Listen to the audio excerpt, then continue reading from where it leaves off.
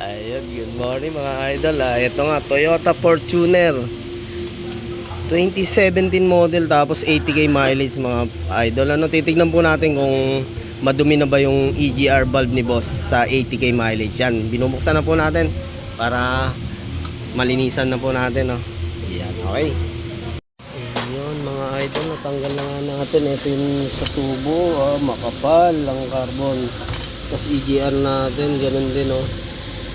Ang EGR, ay, mga paps, madumi itong ano ni boss, Fortuner. Ayan. Ayan, makakapal ang carbon. EGR cooler, throttle. At ito, isa na lang kinakalas natin dito, yung intake manifold.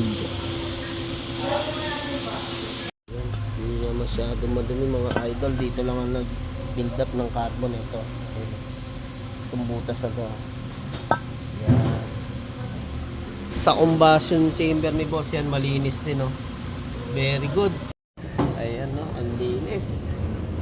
Yung mga idol, pagkatapos nga namin linisan ng kerosene, eto degrisa naman binabad natin. Syempre yung ating paboritong Kochimax. Ayan, binabad natin para talagang matunaw yung carbon. Lalo to, kapalan dumi nito sa loob.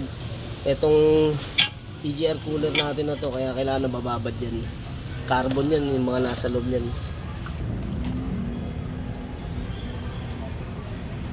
Ayan, siguradong tunaw. Yan mga idol, EGR natin, linis na. Kakabit na. Okay. So ito na yung mga nalinisan natin, paps. Yun, bumalik sa dating kulay.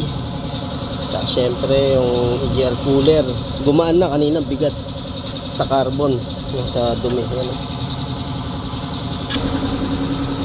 Yan yung mga idol, pati yung mga hose lilinisan natin kasi may mga langs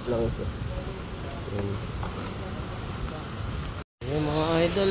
Kabitan natin lahat, pinalitan natin ng coolant. Ayan, bagong bago coolant. Fuel filter hindi natin pinalitan kasi bago pa yung filter ni boss. Gumamit tayong long life coolant. Tapos bago natin i-start, re-reset muna natin para yan, gagamit tayo ng ating scanner. Yan, i-reset natin.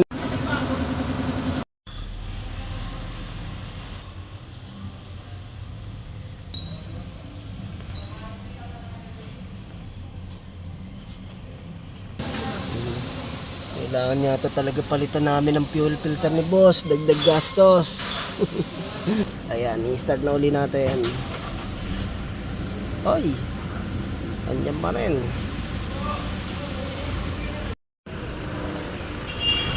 Okay, anong balita? Mga idol, patapos na kami. Sinisiksik na lang namin yung coolant, binibleed namin. Ayan, dyan po kami nagbi-bleed, para bumaba yung coolant. Tapos yung atin namang inilaw na fuel filter, ni-reset lang natin. Yung engine ni boss, tapos nagbunot tayo dito sa connection. Ayan, si Bossing taga-Tagig. Shoutout po sa mga taga-Tagig dyan. Ayan, pasyal lang po kayo dito sa amin, Taytay Rizal. Ayan, salamat kay boss na taga-Tagig na pumasyal dito sa atin sa Taytay Rizal. Shout out po sa mga Tagig dyan. Siya lang po kayo dito sa amin sa Taytay Rizal.